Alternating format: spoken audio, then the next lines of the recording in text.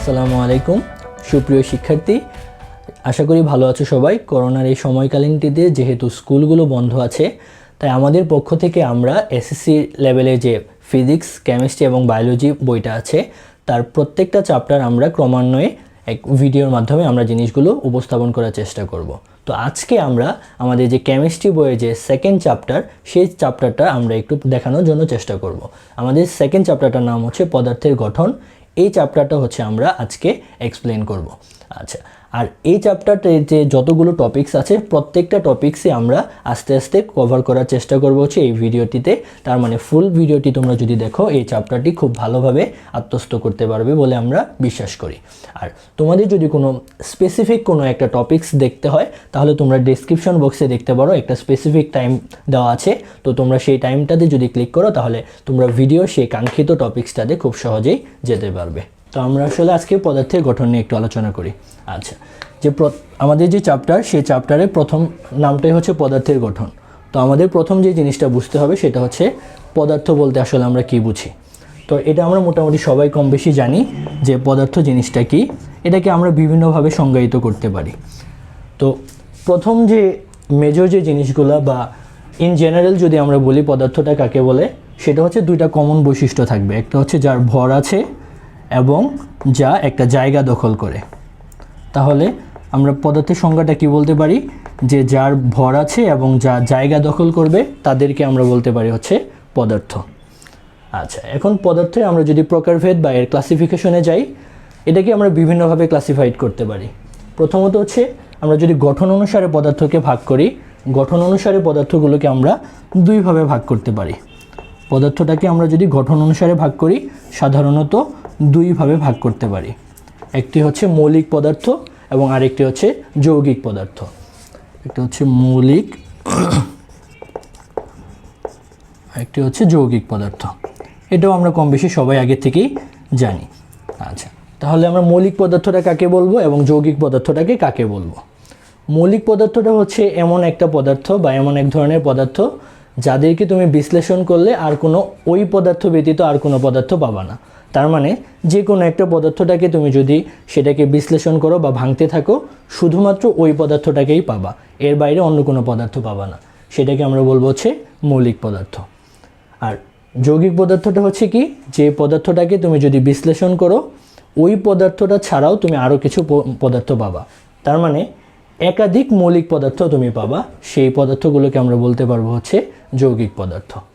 আশা করি দুইটা জিনিস ক্লিয়ার হয়েছে। এখন আমরা এতক্ষণ কি জানলাম, পদার্থ জিনিসটা কি এবং গঠন অনুসারে পদার্থটাকে কয় ভাগে ভাগ করা যায়। তো এর পরবর্তীতে আমাদের যে জিনিসটা জানতে হবে সেটা হচ্ছে পরমাণুটা কি আর অণুটা কি। আচ্ছা, পরমাণুটা হচ্ছে আমরা একটু ডিটেলসে আমরা এটার একটা সংজ্ঞাটা শিখব, তাহলে জিনিসটা আমাদের জন্য ইজি হবে, যাতে করে আমরা পরমাণু এবং অণুর পার্থক্যটা সহজে বুঝতে পারি। তো আমাদের প্রথমত হচ্ছে পরমাণু জিনিসটা কি। পরমাণুটা হচ্ছে মূলত হচ্ছে একটা মৌলিক পদার্থের ক্ষুদ্রতম কণা। তার মানে যে কোনো একটা মৌলিক পদার্থটাকে তুমি যদি ভাঙতে থাকো, একদম সর্বশেষ পর্যায়ে যে কণাটা পাবা সেই কণাটা হচ্ছে পরমাণু। যদিও এই পরমাণুটাকে পরবর্তীতে আরও কয়েকটা ভাগে ভাগ করা যায়, আমরা এই জিনিসটা আরও পরবর্তীতে একটু ডিটেলস পড়ব। তাহলে আমরা বলতে পারি কি, যে পরমাণু হচ্ছে মৌলিক পদার্থের ক্ষুদ্রতম কণা। পরমাণুটা হচ্ছে মৌলিক পদার্থের ক্ষুদ্রতম কণা। তার মানে যে কোনো একটা মৌলিক পদার্থটাকে যদি আমি ভাঙতে থাকি, সর্বশেষ যে কণাটা পাবো সেই কণাটা হচ্ছে পরমাণু। তাহলে অণুটা কি, অণুটা হচ্ছে মৌলিক বা যৌগিক দুইটা পদার্থেরই ক্ষুদ্রতম কণা। মৌলিক অথবা যৌগিক পদার্থের যে ক্ষুদ্রতম কণা সেই কণাটাকে আমরা বলবো হচ্ছে অণু, ক্ষুদ্রতম কণা। তাহলে হচ্ছে পরমাণুটা হচ্ছে মৌলিক পদার্থের ক্ষুদ্রতম কণা আর অণুটা হচ্ছে মৌলিক বা যৌগিক পদার্থের ক্ষুদ্রতম কণা। আচ্ছা, আমরা দ্বিতীয় একটা বৈশিষ্ট্যটা পড়ি, তাহলে আমাদের জন্য জিনিসটা আরও ইজি হবে। সেটা হচ্ছে পরমাণুর এর স্বাধীন কোনো অস্তিত্ব নাই। তার মানে প্রকৃতিতে তুমি কখনোই পরমাণুকে তুমি স্বাধীনভাবে পাবা না। তার মানে পরমাণুর স্বাধীন কোনো অস্তিত্ব নেই, স্বাধীন কোনো অস্তিত্ব নেই, অস্তিত্ব নেই। কিন্তু আমরা যদি অণুর ক্ষেত্রে বলি যে অণুর স্বাধীন অস্তিত্ব আছে। এই হচ্ছে আমাদের পরমাণু এবং অণুর মধ্যে দুইটা পার্থক্য। আমরা যদি আরও একটা জিনিসের মধ্যে আসি, সেটা হচ্ছে পরমাণুর আরেকটা অন্যতম বৈশিষ্ট্য হচ্ছে এরা সরাসরি রাসায়নিক বিক্রিয়ায় অংশগ্রহণ করে। তার মানে যে কোনো একটা রাসায়নিক বিক্রিয়ার মধ্যে পরমাণুটা সরাসরি অংশগ্রহণ করবে, সরাসরি রাসায়নিক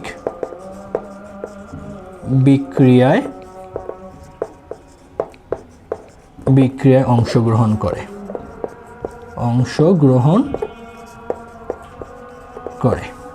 কিন্তু অপরপক্ষে অণুর ক্ষেত্রে এরা সরাসরি রাসায়নিক বিক্রিয়ায় অংশগ্রহণ করে না।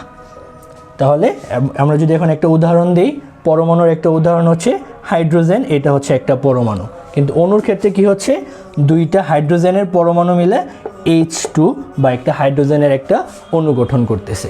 আচ্ছা, তাহলে আমরা জিনিসটাকে যদি একটু সামারাইজ করি, সেই জিনিসটা হচ্ছে কি, পরমাণুটা হচ্ছে মৌলিক পদার্থের ক্ষুদ্রতম কণা, অপরদিকে অণুটা হচ্ছে মৌলিক অথবা যৌগিক পদার্থের ক্ষুদ্রতম কণা, এবং পরমাণুর স্বাধীন কোনো অস্তিত্ব নাই, তার মানে এটা প্রকৃতিতে কখনো মুক্ত অবস্থায় থাকবে না। আর অণুর ক্ষেত্রে এর স্বাধীন অস্তিত্ব আছে, এবং পরমাণুগুলো সরাসরি রাসায়নিক বিক্রিয়ায় অংশগ্রহণ করে, কিন্তু এরা সরাসরি রাসায়নিক বিক্রিয়ায় অংশগ্রহণ করতে পারে না। তারপর হচ্ছে আমরা যে কোনো একটা উদাহরণ দিব। এই হচ্ছে আমাদের পরমাণু এবং অণুর মধ্যে পার্থক্য, এবং এইখান থেকে আমরা পরমাণু সংজ্ঞাটাও দিতে পারবো, অণু সংজ্ঞাগুলোও দিতে পারবো, প্লাস এটার মধ্যে আমরা বৈশিষ্ট্যগুলা এবং এই দুটার মধ্যে যে পার্থক্য, সেই পার্থক্যগুলো সহ আমরা লিখতে পারবো। হোপফুলি এটা কি ক্লিয়ার হয়েছে তোমাদের? আচ্ছা, এবার আমরা আসি প্রতীক এবং সংকেত, এই দুইটা জিনিস আমরা আসলে এই দুইটা জিনিস বলতে কি বুঝি। আচ্ছা, এখন পর্যন্ত আমাদের যে আবিষ্কৃত মৌলের সংখ্যা, সেই আবিষ্কৃত মৌলের সংখ্যা হচ্ছে 118। যদিও পরবর্তীতে আরও আবিষ্কৃত হয়েছে, কিন্তু বইয়ের মধ্যে যেহেতু 118টি মৌল আছে, তো আমরা 118টি মৌল সম্পর্কে এটাই হচ্ছে আমরা জানবো যে এখন পর্যন্ত সর্বমোট আবিষ্কৃত মৌলের সংখ্যা হচ্ছে 118। তার মানে এই 118টা মৌলেরই আলাদা আলাদা নাম আছে, 1 নম্বর মৌলের একটা নাম, 2 নম্বর মৌলের আরেকটা নাম। এই যে মৌলের যে পুরো নাম, এই নামগুলো মূলত হচ্ছে দুইটা ভাষা থেকে আসছে, একটা হচ্ছে ইংরেজি আর একটা হচ্ছে ল্যাটিন। ইংরেজি এবং ল্যাটিন এই দুইটা ভাষা থেকে সাধারণত মৌলের নামকরণগুলো করা হয়েছে।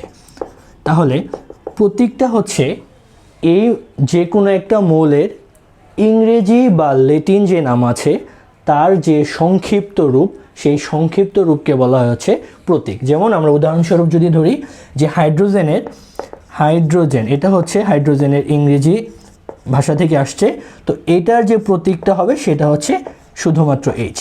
তার মানে H দেখলে আমরা বুঝবো এটা হচ্ছে হাইড্রোজেন। তার মানে যে কোনো একটা এরকম 118টা যে মৌল আছে, এই 118টা মৌলের পুরাটা নামের যে সংক্ষিপ্ত রূপ, সেই সংক্ষিপ্ত রূপটাকে আমরা বলবো হচ্ছে প্রতীক।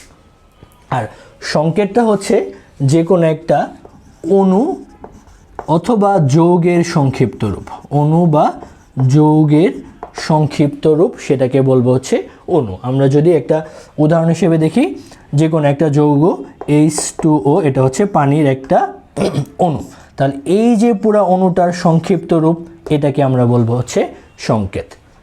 আচ্ছা, এখন এই প্রতীকগুলো লেখার কতগুলো নিয়ম আছে, এই নিয়মগুলো সম্পর্কে আমাদের একটু জানতে হবে। যে প্রথম নিয়মটাই হচ্ছে, আমি অলরেডি বলা হয়েছে যে এই নামগুলো মূলত হচ্ছে আসবে আইদার হচ্ছে ইংলিশ ভাষা থেকে অথবা হচ্ছে ল্যাটিন ভাষা থেকে। তার মানে 118টা মৌলের নামকরণগুলো করা হয়েছে ইংরেজি এবং ল্যাটিন ভাষা থেকে, এবং এই ইংরেজি এবং ল্যাটিন ভাষার যে প্রথম অক্ষরটা, সেই অক্ষরটা নামকরণের প্রতীকের ক্ষেত্রে হচ্ছে ব্যবহৃত হবে। যেমন হাইড্রোজেনের ক্ষেত্রে H, তারপর হচ্ছে হিলিয়ামের ক্ষেত্রে HE, কার্বনের ক্ষেত্রে হচ্ছে C। এইগুলো হচ্ছে আমাদের নাম প্রতীক লেখার হচ্ছে একটা নিয়ম। আচ্ছা, সেকেন্ড যে রুলস, সেটা হচ্ছে এখন একাধিক মৌলের নামকরণ নাম একই অক্ষর দিয়ে শুরু হইতে পারে। যেমন হাইড্রোজেন হচ্ছে H এবং হিলিয়ামটাও হচ্ছে H দিয়ে। তাহলে হচ্ছে আমরা কিভাবে প্রথম অক্ষরটা নিব? তার মানে এটাও আমাদের নিতে হবে H, এটাও নিতে হবে হচ্ছে H। তখন হচ্ছে রুলসটা আমরা দ্বিতীয় অক্ষরটাও নিব। তার মানে সেকেন্ড যে মৌলটা, সেটার সেকেন্ড যে ওয়ার্ডটা আছে সেই অক্ষরটা নিব। তার মানে হিলিয়ামের ক্ষেত্রে ব্যবহৃত হবে HE এবং হাইড্রোজেনের ক্ষেত্রে হচ্ছে H, যদিও তাদের প্রথম অক্ষর দুইটাই H। এই হচ্ছে আমাদের দ্বিতীয় রুলস। এবং তৃতীয় যে রুলস, সেটা হচ্ছে নামকরণগুলো ল্যাটিন ভাষা থেকেও আসতে পারে। যেমন আমরা সোডিয়ামের ক্ষেত্রে বলতে পারি সোডিয়ামের ল্যাটিন নাম হচ্ছে নাট্রিয়াম, সো নাট্রিয়াম থেকে হচ্ছে Na, সোডিয়ামের নামটা আসছে Na। ঠিক এইভাবে প্লাম্বাম, এটা হচ্ছে লেডের সংক্ষিপ্ত রূপ বা লেডের প্রতীক হচ্ছে পিবি, লেড হচ্ছে পিবি, তার মানে এটা আসছে হচ্ছে প্লাম্বাম থেকে। তো বইয়ের মধ্যে এরকম একটা আমাদের টেবিল আছে, যে টেবিলগুলায় যেমন টিনের নামটা আসছে ল্যাটিন স্ট্যানাম থেকে। তো এই নামকরণগুলো আমাদের একটু শিখতে হবে। তার মানে এটা ইংরেজি কোনো ভাষা থেকে আসে না, এটা আসছে হচ্ছে ল্যাটিন ভাষা থেকে। এই হচ্ছে আমাদের প্রতীক এবং সংকেতের সম্পর্কে একটু ডিটেলস এবং এদের পার্থক্য। তার মানে আমরা একটা সংজ্ঞা দিব এবং একটা উদাহরণ দিব এদের পার্থক্যের জন্য। এখন আমরা যে টপিক্সটা পড়বো সেটা হচ্ছে মৌলিক কণিকা। মৌলিক কণিকা হচ্ছে, আমরা একটু আগে পড়ছি যে পরমাণুটা কি, পরমাণু হচ্ছে মৌলিক পদার্থের ক্ষুদ্রতম কণা। তো একটা সময় মনে করা হতো পরমাণুটা অবিভাজ্য, তার মানে পরমাণুটাকে আর ভাঙা যায় না। কিন্তু পরবর্তীতে যে দেখলো যে না, পরমাণুটাকেও ভাঙা যায়, তার মানে মৌলিক পদার্থগুলোকে ভাঙলে আমরা পাই হচ্ছে পরমাণু।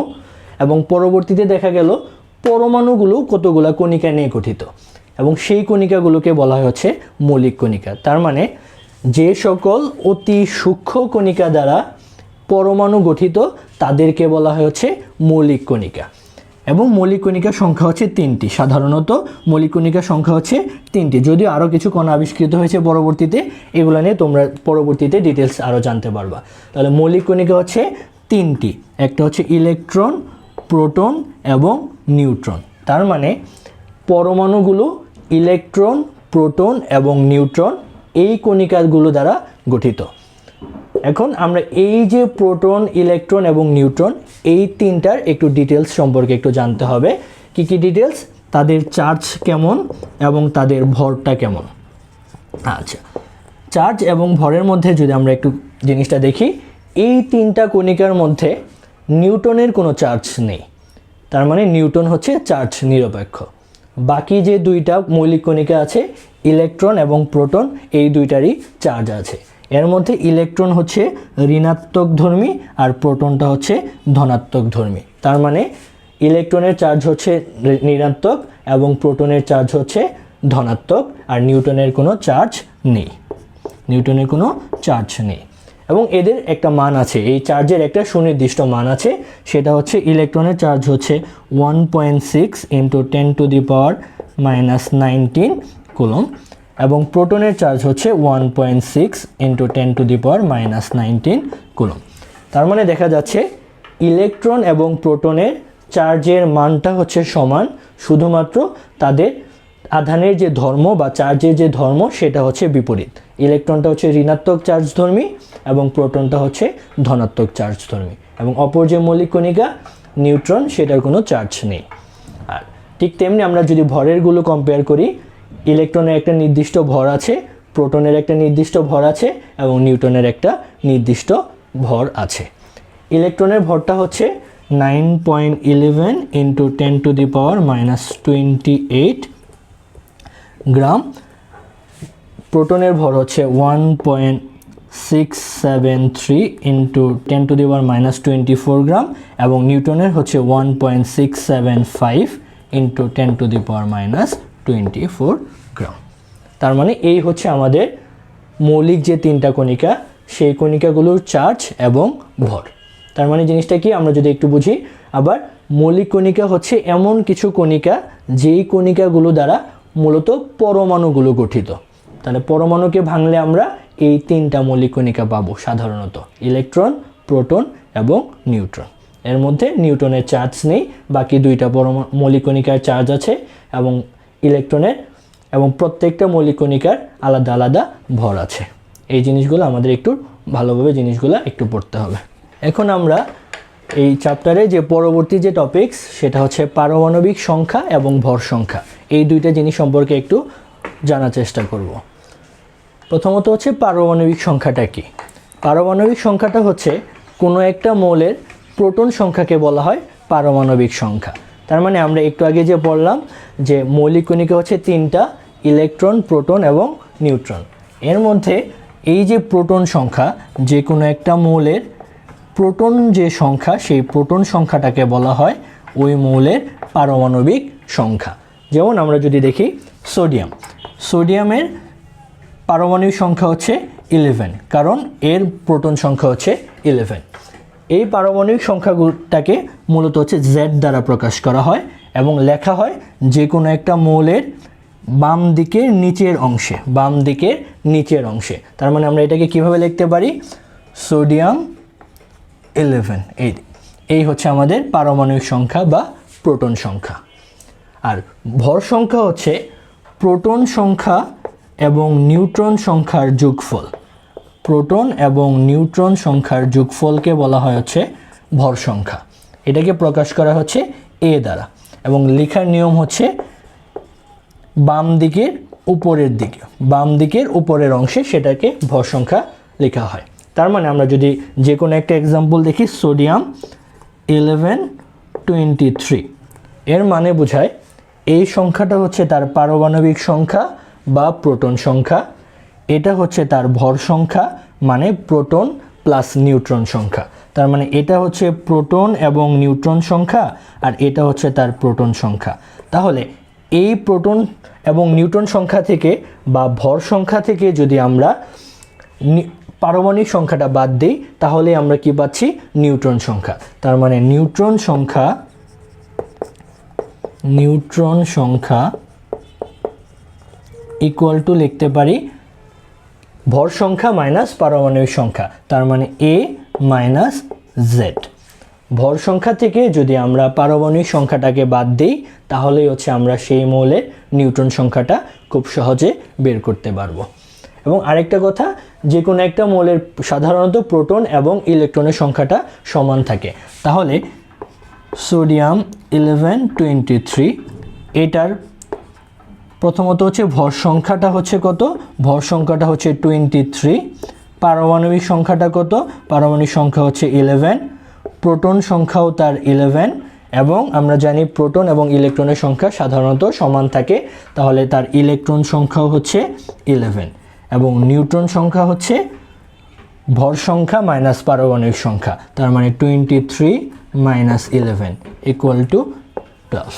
এই হচ্ছে আমাদের পারমাণবিক সংখ্যা এবং ভর সংখ্যা নিয়ে ডিটেলস। যে কোনো একটা এভাবে কোনো কিছু দেওয়া থাকলে সেখান থেকে আমরা পারমাণবিক সংখ্যা, ভর সংখ্যা, প্রোটন সংখ্যা, ইলেকট্রন সংখ্যা এবং নিউট্রন সংখ্যা খুব সহজেই বের করতে পারি। আমরা এখন এই পদার্থের গঠন চ্যাপ্টারে যে সবথেকে ইম্পর্ট্যান্ট একটা পার্ট, সেই পার্টটা নিয়ে একটু আলোচনা করব, সেটা হচ্ছে পরমাণুর গঠন বা অ্যাটমিক মডেল। আচ্ছা, এই যে আমরা এতক্ষণ বললাম পরমাণু, তার মানে মৌলিক পদার্থের যে ক্ষুদ্রতম কণা, সেটাকে বলা হচ্ছে পরমাণু। এবং এর পরবর্তীতে বললাম যে পরমাণু যে ক্ষুদ্র কণিকা দ্বারা গঠিত, তাদেরকে বলা হয় হচ্ছে মৌলিক কণিকা। তার মানে ইলেকট্রন, প্রোটন এবং নিউট্রনের সমন্বয়েই মূলত পরমাণুগুলো গঠিত।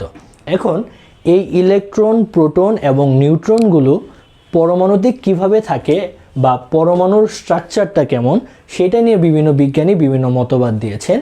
তো আমাদের বইয়ে আমার এসএসসি লেভেলের জন্য দুইটা মতবাদ দেওয়া আছে, একটা হচ্ছে রাদারফোর্ডের পরমাণু মডেল এবং অন্যটি হচ্ছে বোর পরমাণু মডেল। তো আমরা আস্তে আস্তে এই দুইটা মডেল সম্পর্কে একটু ডিটেলসে পড়াশোনা করব।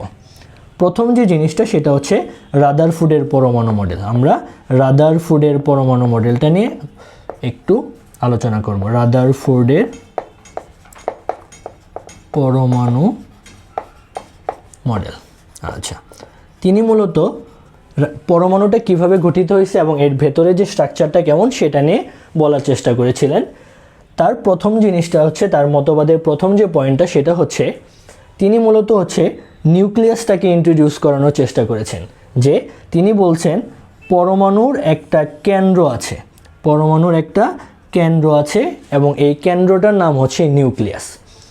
পরমাণুর একটা কেন্দ্র আছে, এই কেন্দ্রটার নাম হচ্ছে নিউক্লিয়াস, এবং এই নিউক্লিয়াসের মধ্যে প্রোটন এবং নিউট্রন থাকে। পরমাণুর কেন্দ্রে নিউক্লিয়াস এবং এই নিউক্লিয়াসের মধ্যে প্রোটন এবং নিউট্রন থাকবে, এবং পরমাণুর বাইরে, এই নিউক্লিয়াসের বাইরে ইলেকট্রনগুলো ঘুরতে থাকবে। পরমাণুর কেন্দ্র হচ্ছে নিউক্লিয়াস, নিউক্লিয়াসের মধ্যে থাকে প্রোটন এবং নিউট্রন, এবং ইলেকট্রনগুলো নিউক্লিয়াসের বাইরে ঘুরতে থাকবে। এই হচ্ছে তার পরমাণু মডেলের মতবাদের প্রথম যে স্বীকার্য বা মতবাদটা। দ্বিতীয়ত তিনি বলেছিলেন এই নিউক্লিয়াসটা অত্যন্ত ক্ষুদ্র, নিউক্লিয়াসটা অত্যন্ত ক্ষুদ্র। পরমাণুর মোট আয়তনের তুলনায় নিউক্লিয়াসের আয়তনটা অতি নগণ্য, খুবই অল্প, এবং নিউক্লিয়াস ব্যতীত বাকি যে অঞ্চলটুক তার অধিকাংশ অঞ্চলটুকু হচ্ছে ফাঁকা বা এমটি একটা স্পেস। তার মানে দ্বিতীয় পয়েন্টে আমরা কি বলতে পারি, পরমাণুর কেন্দ্র যে নিউক্লিয়াস সেটা হচ্ছে অত্যন্ত ক্ষুদ্র এবং পরমাণুর অধিকাংশ অঞ্চলই হচ্ছে ফাঁকা। এই হচ্ছে আমাদের রাদারফোর্ডের মডেলের দ্বিতীয় স্বীকার্য। এবং তৃতীয়ত তিনি বলছেন এই পরমাণু মডেলটাকে তিনি সৌরজগতের সাথে তুলনা করছেন।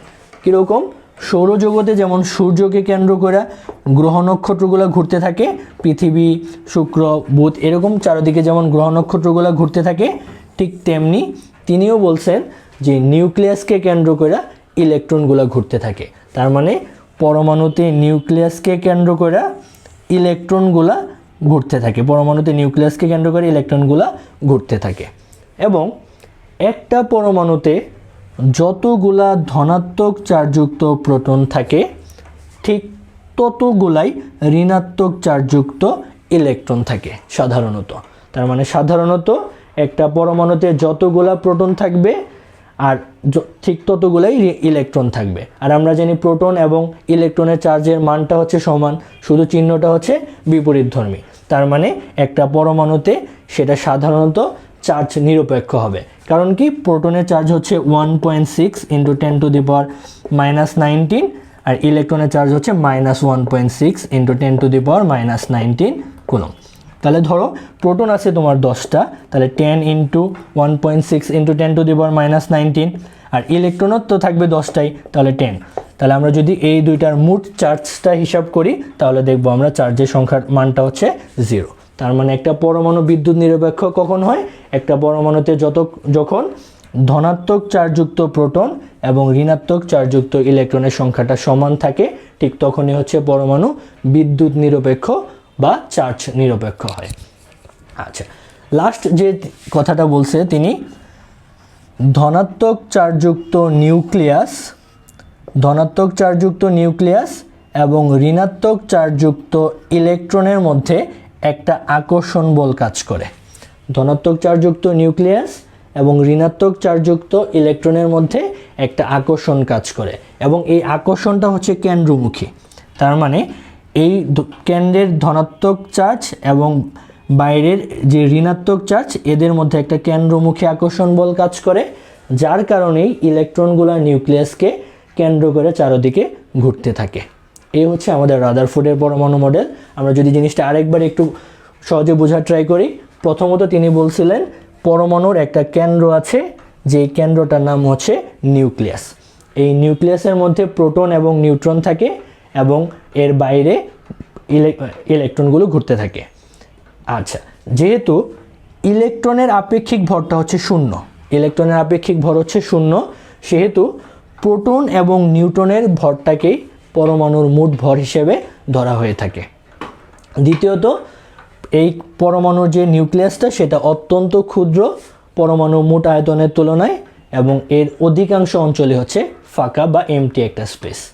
আর তৃতীয়ত, তিনি পরমাণুর মডেলটাকে সৌরজগতের সাথে তুলনা করছেন, যে সৌরজগতে যেমন সূর্যকে কেন্দ্র করে গ্রহ নক্ষত্রগুলো ঘুরতে থাকে, ঠিক তেমনি পরমাণুতে নিউক্লিয়াসকে কেন্দ্র করে ইলেকট্রনগুলো ঘুরতে থাকবে।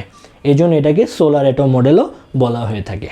আর সর্বশেষ, যে ধনাত্মক চার্জযুক্ত প্রোটন বা ধনাত্মক চার্জযুক্ত নিউক্লিয়াস এবং ঋণাত্মক চার্জযুক্ত ইলেকট্রনের মধ্যে একটা কেন্দ্রমুখী আকর্ষণ বল কাজ করে, যার কারণে ইলেকট্রনগুলো নিউক্লিয়াসকে কেন্দ্র করে চারদিকে পরিভ্রমণ করতে থাকে। এই হচ্ছে আমাদের রাদারফোর্ডের পরমাণু মডেল। আশা করি জিনিসটা সবার কাছে ক্লিয়ার হয়েছে। আমরা এখন রাদারফোর্ডের যে পরমাণু মডেলটা সম্পর্কে আমরা ইতিমধ্যে জেনেছি যে তিনি পরমাণু মডেলটা কী মতবাদ দিয়েছিল। আচ্ছা, এর পরবর্তীতে এর কিছু সীমাবদ্ধতা বা এর কিছু লিমিটেশন বের হয়েছে। তার মানে এই রাদারফোর্ডের যে পরমাণু মডেলটা ছিল সেখানে কিছু ত্রুটি ছিল বা সীমাবদ্ধতা ছিল। আমরা সেই সীমাবদ্ধতাগুলো সম্পর্কে একটু আলোচনা করব। প্রথমত হচ্ছে রাদারফোর্ডের যে পরমাণু মডেল, সেই পরমাণু মডেলে কক্ষপথের আকার আকৃতি সম্পর্কে কোনো ধারণা দেয়নি। তার মানে নিউক্লিয়াসকে কেন্দ্র করে ইলেকট্রনগুলো কিভাবে পরিভ্রমণ করবে তার সুনির্দিষ্ট ব্যাখ্যা সে দিতে পারেনি। এটা কি বৃত্তাকার পথে ঘুরবে, না চতুর্ভুজাকার পথে ঘুরবে, না উপবৃত্তাকার পথে ঘুরবে, তার সুনির্দিষ্ট কোনো ধারণা এই রাদারফোর্ডের পরমাণু মডেলটি দিয়ে যেতে পারেনি। এটা হচ্ছে রাদারফোর্ডের পরমাণু মডেলের প্রথম সীমাবদ্ধতা। দ্বিতীয়ত হচ্ছে রাদারফোর্ড তার পরমাণু মডেলটিকে সৌরজগতের সাথে তুলনা করছিল। এখন সৌরজগতের যে গ্রহগুলো, সেই গ্রহগুলোর কিন্তু কোনো চার্জ নেই, মানে পৃথিবী প্লাস বা বুধ মাইনাস এই ধরনের কিন্তু জিনিসগুলো কখনো হয় না। কিন্তু আমরা এই যে পরমাণু গঠনটা পড়লাম সেটার মধ্যে প্রোটনের চার্জটাকে হচ্ছে ধনাত্মক এবং ইলেকট্রনের চার্জটাকে আমরা ঋণাত্মক হিসেবে জানছি। তাহলে ধনাত্মক চার্জ এবং ঋণাত্মক চার্জ বিশিষ্ট কোনো একটা পরমাণু মডেল আর চার্জবিহীন একটা সৌরজগতের মডেলের সাথে তো কম্পেয়ার করাটা ঠিক হয়নি। তার মানে চার্জবিহীন সৌরজগতের সাথে চার্জযুক্ত পরমাণুর কম্পেয়ার করা বা তুলনা করাটা ঠিক হয়নি। এটা হচ্ছে রাদারফোর্ডের পরমাণু মডেলের দ্বিতীয় সীমাবদ্ধতা। আচ্ছা, এর পরবর্তীতে সীমাবদ্ধতা হচ্ছে যে যদি পরমাণুতে একের অধিক ইলেকট্রন থাকে, তার মানে 2টা 3টা বা আরও বেশি যদি ইলেকট্রন থাকে, তাহলে সেই ইলেকট্রনগুলা নিউক্লিয়াসকে কেন্দ্র করে কিভাবে পরিভ্রমণ করবে তার কোনো ব্যাখ্যা সে দিয়ে যেতে পারেনি। তার মানে একটা পরমাণুতে যদি একের অধিক ইলেকট্রন থাকে, ইলেকট্রনগুলো কিভাবে পরিভ্রমণ করবে তার ব্যাখ্যা কিন্তু রাদারফোর্ডের পরমাণু মডেলটা দিয়ে যেতে পারেনি। আচ্ছা, আর সর্বশেষ যে সীমাবদ্ধতাটা সেটা হচ্ছে ম্যাক্সওয়েল নামক একজন বিজ্ঞানী, তিনি বলেছিলেন যে কোনো একটা চার্জ, সেটা পজিটিভ চার্জ অথবা নেগেটিভ চার্জ, কোনো একটা চার্জ যখন বৃত্তাকার পথে ঘুরতে থাকবে সেটা ক্রমাগত শক্তি হারাবে। তার মানে যে কোনো একটা চার্জ যখন একটা বৃত্তাকার পথে পরিভ্রমণ করতে থাকবে তখন সে শক্তি হারাবে। তাহলে শক্তি যখন হারাবে সে ক্রমাগত ক্ষুদ্রতর পথের দিকে অগ্রসর হবে। এখন আমরা পরমাণুর দিকে যদি তাকাই, পরমাণুতে থাকে হচ্ছে ঋণাত্মক চার্জযুক্ত ইলেকট্রন। তাহলে ইলেকট্রনটা যখন ঘুরতে থাকবে পরমাণুতে, তাহলে ইলেকট্রনটাও ক্রমান্বয়ে শক্তি হারাবে এবং শক্তি হারাতে হারাতে এক সময় কেন্দ্রে এসে পতিত হবে। তাহলে ইলেকট্রনটা যদি কেন্দ্রে এসে পতিত হয় তাহলে তো পরমাণুর এই মডেলটা আসলে টিকলো না। তাহলে ম্যাক্সওয়েলের তত্ত্ব অনুসারে রাদারফোর্ডের এই পরমাণু মডেলটা একটা অস্থায়ী মডেল, কারণ এইটা তার মডেল অনুসারে জিনিসটা এক সময় বিলুপ্ত ঘটবে, কিন্তু প্রকৃতিতে কখনোই এই জিনিসটা ঘটে না। যার কারণে আমরা বলতে পারি ম্যাক্সওয়েলের তত্ত্ব অনুসারে রাদারফোর্ডের এই পরমাণু মডেলটা একটা সম্পূর্ণ অস্থায়ী মডেল। এইগুলো হচ্ছে আমাদের রাদারফোর্ডের পরমাণু মডেলের সীমাবদ্ধতা। এখন আমরা পরমাণুর যে দ্বিতীয় মডেল, বোর পরমাণু মডেল, সেই মডেলটি সম্পর্কে একটু আলোচনা করব। আচ্ছা, বোর পরমাণু মডেলটা হচ্ছে, এর আগে আমরা রাদারফোর্ডের মডেলটা পড়লাম। উনি 1911 সালে রাদারফোর্ডের মডেলটা দিয়েছিলেন এবং পরবর্তীতে তার কিছু সীমাবদ্ধতাগুলো আবিষ্কৃত হয়েছে। এবং রাদারফোর্ডের পরমাণু মডেলের 2 বছর পর অর্থাৎ 1913 সালে বোর পরমাণু মডেল সম্পর্কে পরমাণুর একটি মডেল প্রদান করেন যা বোর পরমাণু মডেল নামে পরিচিত। তিনি চেষ্টা করেছিলেন যে রাদারফোর্ডের যে পরমাণু মডেলে যে ত্রুটিগুলো ছিল সেই ত্রুটিগুলো বা সীমাবদ্ধতাগুলো দূর করার জন্য। বোর পরমাণু মডেলের প্রথম পয়েন্টটাই হচ্ছে যে রাদারফোর্ডের মডেলে প্রথম সীমাবদ্ধতাটা কী ছিল, যে নির্দিষ্ট কক্ষপথের কোনো আকার এবং আকৃতি সম্পর্কে ধারণা দিয়ে যেতে পারে নাই। কিন্তু বোর প্রথমে এসে বলছে যে নিউক্লিয়াসকে কেন্দ্র করে ইলেকট্রনগুলো একটা বৃত্তাকার পথে ঘুরে, নিউক্লিয়াসকে কেন্দ্র করে ইলেকট্রনগুলো একটি বৃত্তাকার পথে ঘুরতে থাকে। এই বৃত্তাকার পথকে তিনি একটা নির্দিষ্ট নাম দিয়েছিলেন, এর নাম হচ্ছে কক্ষপথ। এটা হচ্ছে কক্ষপথ বা অরবিট, কক্ষপথ বা অরবিট বা শক্তিস্তর এবং শক্তিস্তর, বা এটাকে আমরা শেল হিসেবেও বলতে পারি, শেল। তাহলে বোর পরমাণু মডেলের প্রথম যে পয়েন্টটা সেটা হচ্ছে নিউক্লিয়াসকে কেন্দ্র করে ইলেকট্রনগুলো কতগুলো অনুমোদিত পথে আবর্তন করবে সেই পথটাকে বলা হয় কক্ষপথ বা অরবিট বা শক্তিস্তর বা শেল। এটাকে এন দ্বারা প্রকাশ করা হয়, এই কক্ষপথগুলোকে এন দ্বারা প্রকাশ করা হয়। এন এর মান হচ্ছে 1, 2, 3, 4। তার মানে n = 1 মানে হচ্ছে প্রথম শক্তিস্তর, n = 2 মানে হচ্ছে দ্বিতীয় শক্তিস্তর, n = 3 মানে হচ্ছে তৃতীয় শক্তিস্তর এবং n = 4 হচ্ছে চতুর্থ শক্তিস্তর। এবং এই প্রত্যেকটা শক্তিস্তরের আবার আলাদা আলাদা নাম আছে। এটা প্রথম শক্তি স্তরকে বলা হয় কে শেল, দ্বিতীয় শক্তি স্তরকে বলা হয় এল শেল, তৃতীয় শক্তি স্তরকে বলা হয় এম শেল এবং চতুর্থ শক্তি স্তরকে বলা হয় এন শেল। তার মানে আমরা যদি একটা পরমাণু গঠনটা আঁকাই তাহলে হচ্ছে প্রথম যে শক্তি স্তর এটার এন এর মান হচ্ছে 1 এবং এটাকে বলবো হচ্ছে আমরা কে শেল। দ্বিতীয় যে কক্ষপথ সেটাকে এন ইকুয়াল টু হচ্ছে 2, এটাকে বলবো হচ্ছে আমরা এল শেল। তৃতীয় যে কক্ষপথ বা শক্তি স্তর সেটা এন এর মান হচ্ছে 3, এটাকে আমরা বলবো হচ্ছে এম শেল। এবং সর্বশেষ চতুর্থ যে শক্তি স্তর সেটার এন এর মান হচ্ছে 4 এবং এটা হচ্ছে এন শেল এবং এটাকে আমরা অরবিটও বলতে পারি। আচ্ছা, এক্ষেত্রে নিউক্লিয়াস থেকে যেই শেল বা কক্ষপথের দূরত্বটা কম মানে ব্যাসার্ধটা কম সেটা হচ্ছে নিম্ন শক্তি স্তর এবং ক্রমান্বয়ে পরবর্তীতে শক্তি স্তরগুলোর শক্তি ক্রমান্বয়ে বাড়তে থাকে। এই হচ্ছে আমাদের বোর পরমাণু মডেলের প্রথম যে স্বীকার্য। এবং এটার মধ্যে আরও একটা জিনিস আছে, সেটা হচ্ছে একটা অরবিট বা শক্তি স্তরে যখন ইলেকট্রন থাকে তখন সে শক্তি শোষণও করে না এবং শক্তি বিকিরণও করে না। আচ্ছা, দ্বিতীয় যে পয়েন্টটা সেটা হচ্ছে এই যে নিউক্লিয়াসকে কেন্দ্র করে ইলেকট্রনগুলো ঘুরতে থাকে মানে কক্ষপথে ঘুরতে থাকে, এই ইলেকট্রনগুলোর একটি কৌণিক ভরবেগ উৎপন্ন হয়। সে কৌণিক ভরবেগটাকে mvr দ্বারা প্রকাশ করা হয়। এমটা হচ্ছে ইলেকট্রনের ভর, ভিটা হচ্ছে ভেলোসিটি বা ইলেকট্রনের যে বেগ, আর আরটা হচ্ছে রেডিয়াস মানে নিউক্লিয়াস থেকে সেই কক্ষপথের যে দূরত্বটা বা ব্যাসার্ধ সেটা হচ্ছে আর। তাহলে mvr একটা নির্দিষ্ট মান আছে, সেটা হচ্ছে nh divided by 2 pi, nh divided by 2 pi. এখানে nটা হচ্ছে কত নাম্বার শক্তি স্তর। এখন ইলেকট্রনটা যদি তৃতীয় শক্তি স্তর থেকে থাকে তাহলে n এর মান হবে 3, ইলেকট্রনটা যদি চতুর্থ শক্তি স্তরে বা n শেলে থাকে তাহলে n এর মান হবে 4।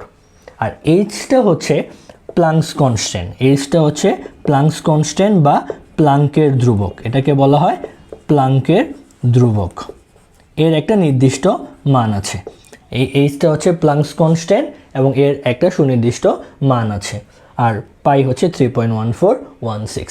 তাহলে আমরা বলতে পারি নিউক্লিয়াসকে কেন্দ্র করে যখন ইলেকট্রনগুলো বৃত্তাকার পথে ঘুরতে থাকে তখন তাদের একটা কৌণিক ভরবেগ উৎপন্ন হয় এবং সেই কৌণিক ভরবেগের মানটা হচ্ছে mvr equal to nh divided by 2 pi. আচ্ছা, লাস্ট যে পয়েন্টটা সেটা হচ্ছে ইলেকট্রনগুলো যখন একটা কক্ষপথে থাকে তখন সে শক্তি শোষণও করবে না এবং শক্তি বিকিরণও করবে না। কিন্তু একটা ইলেকট্রন যদি চায় তাহলে আমরা কি বললাম যে বোর পরমাণু মডেলের যে দ্বিতীয় স্বীকার্যটা সেটা হচ্ছে নিউক্লিয়াসকে কেন্দ্র করে যখন ইলেকট্রনগুলো বৃত্তাকার পথে ঘুরতে থাকে তখন তাদের একটা কৌণিক ভরবেগ উৎপন্ন হয় এবং সেই কৌণিক ভরবেগের মান হচ্ছে nh ডিভাইডেড বাই 2 পাই।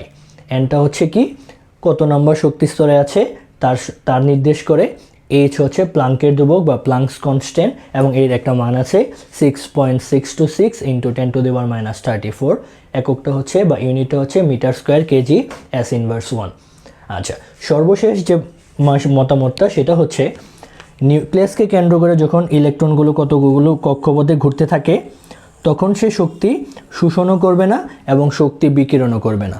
কিন্তু কোনো একটি ইলেকট্রন যদি চায় সে তার উচ্চ শক্তি স্তর থেকে নিম্ন শক্তি স্তরে যাবে এবং নিম্ন শক্তি স্তর থেকে উচ্চ শক্তি স্তরে আসবে তাহলে সে করতে পারে। তাহলে জিনিসটা কিভাবে হবে, কোনো একটা ইলেকট্রন যখন উচ্চ শক্তি স্তর থেকে নিম্ন শক্তি স্তরে যাবে তখন সে শক্তি বিকিরণ করবে এবং কোনো একটি ইলেকট্রন যখন নিম্ন শক্তি স্তর থেকে উচ্চ শক্তি স্তরে যাবে তখন সে শক্তি শোষণ করবে। তার মানে উচ্চ শক্তি স্তর থেকে নিম্ন শক্তি স্তরে আসতে হলে তার শক্তিটাকে বিকিরণ করতে হবে এবং নিম্ন শক্তি স্তর থেকে উচ্চ শক্তি স্তরে যাইতে হলে তার শক্তিটাকে শোষণ করবে।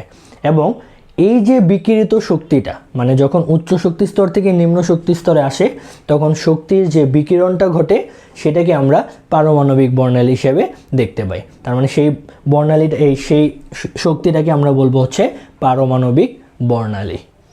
এই হচ্ছে আমাদের বোর পরমাণু মডেল। তার মানে প্রথমত তিনি কি বলছিল যে একটা বৃত্তাকার পথে ঘুরে নিউক্লিয়াসকে কেন্দ্র করে ইলেকট্রনগুলো এবং এই বৃত্তাকার পথের কিছু নাম দিয়েছিল কক্ষপথ, অরবিট, শক্তি স্তর বা প্রধান শক্তি স্তর। বা শেল, এবং এদেরকে n দ্বারা প্রকাশ করা হয়। n এর মান হচ্ছে 1 2 3 4 এবং এর উপর ভিত্তি করে আমরা এই প্রত্যেকটা শক্তি স্তরের নামকরণগুলো করা হয়েছে, কে শেল, এল শেল, এম শেল এবং এন শেল। এবং যে কোনো একটা শক্তি স্তরে যখন থাকে সে শক্তি শোষণও করবে না এবং শক্তি বিকিরণও করবে না। দ্বিতীয়টা কী ছিল, যে নিউক্লিয়াসকে কেন্দ্র করে যখন ইলেকট্রনগুলো বৃত্তাকার পথে ঘুরে তখন তার একটা কৌণিক ভরবেগ উৎপন্ন হয়। সেই কৌণিক ভরবেগের মানটা হচ্ছে nh/2π। আর তৃতীয়ত হচ্ছে ইলেকট্রনগুলো যখন নিউক্লিয়াসকে কেন্দ্র করে ঘুরে একটা কক্ষপথে থাকাকালীন সে শক্তি শোষণও করবে না, বিকিরণও করবে না, কিন্তু সে যখন একটা উচ্চ শক্তি স্তর থেকে নিম্ন শক্তি স্তরে আসবে তখন সে শক্তি বিকিরণ করবে, এবং নিম্ন শক্তি স্তর থেকে যখন উচ্চ শক্তি স্তরে যাবে তখন সে শক্তি শোষণ করবে। এই হচ্ছে আমাদের বোর পরমাণু মডেল। এখন আমরা বোর পরমাণু মডেলের সাফল্য নিয়ে আলোচনা করব। যে প্রথমত যে রাদারফোর্ড মডেল দিয়েছিল তার কিছু সীমাবদ্ধতা ছিল, পরবর্তীতে সেই সীমাবদ্ধতাগুলো দূর করার জন্য বোর আরেকটা মডেল দিয়েছিল, সেটা হচ্ছে বোর পরমাণু মডেল। তো তার যে পরমাণু মডেলের কিছু সাফল্য, সেই সাফল্যগুলো হচ্ছে, প্রথমত রাদারফোর্ডের পরমাণু মডেলের সীমাবদ্ধতাটা কী ছিল, যে কক্ষপথের নির্দিষ্ট কোনো আকার বা আকৃতি সম্পর্কে সে ধারণা দেয়নি। কিন্তু বোর বলে গিয়েছিল যে নিউক্লিয়াসকে কেন্দ্র করে ইলেকট্রনগুলো কতগুলো বৃত্তাকার পথে ঘুরে। তাহলে বোর পরমাণু মডেলের প্রথম যে সাফল্য সেটা হচ্ছে এই কক্ষপথের যে আকার বা আকৃতি সেটাকে তিনি নির্দিষ্ট করে বলে দিয়েছিল যে এটা হচ্ছে একটা বৃত্তাকার পথে ঘুরবে। আচ্ছা, দ্বিতীয় যে সাফল্যটা, সেই সাফল্যটা হচ্ছে রাদারফোর্ডের পরমাণু মডেলে শক্তি স্তর যখন একটা শক্তি স্তর থেকে ইলেকট্রন অন্য একটা শক্তি স্তরে যাবে, পরমাণু গঠনের কি পরিবর্তন হবে বা কী ধরনের পরিবর্তন হইতে পারে সেটা সম্পর্কে রাদারফোর্ডের পরমাণু মডেল কোনো কিছু বলে নাই। কিন্তু বোর পরমাণু মডেল বলেছিল কি, যে যখন পরমাণু ইলেকট্রনগুলো উচ্চ শক্তি স্তর থেকে নিম্ন শক্তি স্তরে আসবে শক্তির বিকিরণ ঘটবে, এবং নিম্ন শক্তি স্তর থেকে যখন উচ্চ শক্তি স্তরে যাবে তখন শক্তি শোষণ ঘটবে। এই ধরনের কোনো আলোচনা রাদারফোর্ডের পরমাণু মডেলে করে নাই। তাহলে এটা হচ্ছে বোর পরমাণু মডেলের অন্যতম একটি সাফল্য। এবং তৃতীয় যে সাফল্যটা সেটা হচ্ছে বোর তার পরমাণু মডেলে পারমাণবিক বর্ণালী সম্পর্কে আলোচনা করছে। যে তিনি বলছিল যখন কোনো একটা ইলেকট্রন উচ্চ শক্তি স্তর থেকে নিম্ন শক্তি স্তরে আসবে, উচ্চ শক্তি স্তর থেকে নিম্ন শক্তি স্তর আসবে তখন শক্তিটাকে বিকিরণ করবে, আর এই বিকিরিত শক্তিটাকে আমরা পারমাণবিক বর্ণালী হিসেবে দেখতে পারবো। তাহলে বোর পরমাণু মডেলের একটা অন্যতম সাফল্য হচ্ছে পারমাণবিক বর্ণালীর ব্যাখ্যা করা। এখন আমরা বোর পরমাণু মডেলের যে কিছু সীমাবদ্ধতা সেটা নিয়ে আলোচনা করব। তার মানে আমরা রাদারফোর্ডের পরমাণু মডেল পড়েছিলাম, তার কিছু সীমাবদ্ধতা ছিল, পরবর্তীতে বোর পরমাণু মডেল, তার সাফল্য। এখন আমরা তার বোর পরমাণু মডেলের কিছু সীমাবদ্ধতা সম্পর্কে জানব। আচ্ছা, প্রথম যে সীমাবদ্ধতা সেটা ছিল বোর পরমাণু মডেল বলে গিয়েছিল যে ইলেকট্রনগুলো নিউক্লিয়াসকে কেন্দ্র করে শুধুমাত্র বৃত্তাকার পথে ঘুরবে, তার মানে কক্ষপথের আকৃতিটা হচ্ছে বৃত্তাকার। কিন্তু পরবর্তীতে দেখা গেল যে না, শুধু কক্ষপথের আকৃতি বৃত্তাকার না, এটা উপবৃত্তাকারও হতে পারে, উপবৃত্তাকারও হতে পারে। তাহলে বোর পরমাণু মডেলের অন্যতম সীমাবদ্ধতা বা লিমিটেশন হচ্ছে এই উপবৃত্তাকার কক্ষপথ হতে পারে, যেটা বোর পরমাণু মডেল বলে যেতে পারেনি। দ্বিতীয় যে সীমাবদ্ধতা সেটা হচ্ছে বোর পরমাণু মডেল যদিও তার পারমাণবিক বর্ণালী ব্যাখ্যা করতে পারে, সেটা শুধুমাত্র একটি মাত্র ইলেকট্রনের জন্য, অর্থাৎ শুধুমাত্র হাইড্রোজেনের পারমাণবিক বর্ণালী সে ব্যাখ্যা করতে পারে। হাইড্রোজেনের পারমাণবিক বর্ণালী বোর পরমাণু মডেল ব্যাখ্যা করতে পারে। একের অধিক যদি ইলেকট্রন থাকে বা অন্য যে কোনো মৌলের পারমাণবিক বর্ণালীটা বোর পরমাণু মডেলের সাথে ব্যাখ্যা করা যায় না। তাহলে এটা হচ্ছে বোর পরমাণু মডেলের অন্যতম সীমাবদ্ধতা। এবং লাস্ট যে সীমাবদ্ধতা সেটা হচ্ছে বোর পরমাণু মডেল অনুসারে যখন ইলেকট্রনগুলো উচ্চ শক্তি স্তর থেকে নিম্ন শক্তি স্তরে আসবে তখন শক্তি বিকিরণ করবে, এবং এই বিকিরিত শক্তিটাই আমরা পারমাণবিক বর্ণালী হিসেবে দেখব। এখন এই পারমাণবিক বর্ণালীতে শুধুমাত্র একটি মাত্র রেখা থাকার কথা, কিন্তু যদি শক্তিশালী কোনো যন্ত্র দিয়ে এই বর্ণালীটাকে বিশ্লেষণ করা যায় তখন দেখা যায় একের অধিক রেখা থাকে। তাহলে এই যে একের অধিক রেখা, এই রেখাগুলোর উৎপত্তি কোথায় বা কোথা থেকে বা কী জন্য এই একের অধিক রেখাগুলো আসছে তার কোনো সুনির্দিষ্ট ব্যাখ্যা বোর পরমাণু মডেল দিয়ে যেতে পারেনি। এই হচ্ছে আমাদের বোর পরমাণু মডেলের যে সীমাবদ্ধতা বা লিমিটেশন। তাহলে প্রথম কি ছিল, বোর পরমাণু মডেল শুধু বলছিল কক্ষপথের আকার আকৃতিটা হবে বৃত্তাকার, কিন্তু এটা উপবৃত্তাকারও হতে পারে, এবং তার পারমাণবিক বর্ণালী শুধুমাত্র হাইড্রোজেন পারমাণবিক বর্ণালী ব্যাখ্যা করা যায়। যদি অন্য কোনো মৌল হয় তার পারমাণবিক বর্ণালী এই বোর পরমাণু মডেলের সাহায্যে ব্যাখ্যা করা যায় না। এবং এই যে একের অধিক রেখা মানে পারমাণবিক বর্ণালীর সময় একের অধিক রেখার সৃষ্টি হয়, তার উৎপত্তি বা তার সৃষ্টি হওয়ার যে কারণ সেইটা বোর পরমাণু মডেল সুনির্দিষ্টভাবে বলে যেতে পারেনি। এই হচ্ছে আমাদের বোর পরমাণু মডেলের সীমাবদ্ধতা। চ্যাপ্টার 2 এর এই পর্যায়ে আমরা ইলেকট্রন বিন্যাস নিয়ে আলোচনা করব। আচ্ছা, আমরা জানি এই পর্যন্ত আবিষ্কৃত মৌলের সংখ্যা হচ্ছে 118টি। তার মানে এই 118টি মৌলের প্রত্যেকটি মৌলের একটি নির্দিষ্ট পারমাণবিক সংখ্যা আছে। আমরা ইতিমধ্যে জানি যে কোনো মৌলের পারমাণবিক সংখ্যা মানে হচ্ছে তার প্রোটন সংখ্যা। তার মানে একটা পরমাণুতে যতগুলো প্রোটন থাকে ঠিক সেটাই হচ্ছে তার পারমাণবিক সংখ্যা। তো আমরা জানি হাইড্রোজেনের প্রোটন সংখ্যা হচ্ছে 1, তো এর পারমাণবিক সংখ্যা হচ্ছে 1। দ্যাট মিন্স পারমাণবিক সংখ্যা এই জিনিসটা আমরা পর্যায় সারণী থেকে খুব ভালোভাবে জানতে পারবো। তারপর হচ্ছে সোডিয়ামের পারমাণবিক সংখ্যা হচ্ছে 11, ম্যাগনেসিয়ামের পারমাণবিক সংখ্যা হচ্ছে 12। তার মানে হচ্ছে হাইড্রোজেনের প্রোটন সংখ্যা হচ্ছে 1, সোডিয়ামের প্রোটন সংখ্যা হচ্ছে 11 এবং ম্যাগনেসিয়ামের প্রোটন সংখ্যা হচ্ছে 12। আর আমরা জানি একটা নিরপেক্ষ পরমাণুতে যতগুলো প্রোটন থাকে ঠিক ততগুলোই ইলেকট্রন থাকে। তার মানে হাইড্রোজেন পরমাণুতে সাধারণত ইলেকট্রনের সংখ্যা 1, সোডিয়াম পরমাণুতে ইলেকট্রনের সংখ্যা হচ্ছে 11 এবং ম্যাগনেসিয়ামে ইলেকট্রন সংখ্যা হচ্ছে 12। এই মৌলগুলাতে এই পরমাণুগুলাতে ইলেকট্রনগুলো কিভাবে থাকে, সেই কিভাবে বিন্যস্ত থাকে সেই জিনিসটাই দেখানো হচ্ছে মূলত হচ্ছে ইলেকট্রন বিন্যাস। আর এই ইলেকট্রন বিন্যাসটা বোঝার জন্য আমাদের মূলত দুইটা জিনিস খুব ভালোভাবে বুঝতে হবে। একটা হচ্ছে অরবিট আর একটা হচ্ছে অরবিটাল। অরবিট বা শক্তি স্তর, আর একটা হচ্ছে অরবিটাল বা উপশক্তি স্তর। আচ্ছা, অরবিটটা কি বা শক্তি স্তরটা কি এটা আমরা ইতিমধ্যেই বোর পরমাণু মডেলে আলোচনা করেছিলাম। আচ্ছা, জিনিসটা কি ছিল যে আমরা জানি বোর পরমাণু মডেল অনুসারে নিউক্লিয়াসকে কেন্দ্র করে ইলেকট্রনগুলো কতগুলো অনুমোদিত কক্ষপথে ঘুরতে থাকে। এই কক্ষপথগুলাই মূলত হচ্ছে অরবিট বা শক্তি স্তর নামে পরিচিত। আর এটাকে আমরা কী দ্বারা প্রকাশ করছিলাম? এন দ্বারা। এন এর মান হচ্ছে 1, 2, 3, 4 এটার উপর নির্ভর করে। এন এর মান 1 মানে হচ্ছে প্রথম শক্তি স্তর, এন এর মান 2 মানে হচ্ছে দ্বিতীয় শক্তি স্তর। এভাবে পর্যায়ক্রমে আমরা প্রত্যেকটা শক্তি স্তর বা অরবিটকে নামকরণ করেছিলাম কে, এল, এম, এন। আচ্ছা, এখন এই যে শক্তি স্তর আছে মূলত হচ্ছে এই শক্তি স্তরগুলো আবার কতগুলো উপশক্তি স্তরে বিভক্ত থাকে। তার মানে এই যে আমার কে উপশক্তি স্তর, কে শক্তি স্তর, এল শক্তি স্তর, এম শক্তি স্তর এবং এন শক্তি স্তর আছে, এই প্রতিটা শক্তি স্তর আবার কতগুলো উপশক্তি স্তরে ভাগ করা থাকে এবং ইলেকট্রনগুলো মূলত সেই শক্তি স্তরের উপশক্তি স্তরগুলোতে মূলত অবস্থান করে থাকে। শক্তি স্তরগুলোকে যেমন আমরা এন দ্বারা প্রকাশ করি, ঠিক তেমনি অরবিটাল বা উপশক্তি স্তরগুলোকে আমরা এল দ্বারা প্রকাশ করি। এল এর মান 0, 1, 2, 3 হতে পারে। আচ্ছা, এখন যখন এল এর মান 0 তখন সেই উপশক্তি স্তরটাকে আমরা বলবো হচ্ছে এস উপশক্তি স্তর। যখন এল এর মান 1 তখন সেটাকে বলবো পি উপশক্তি স্তর।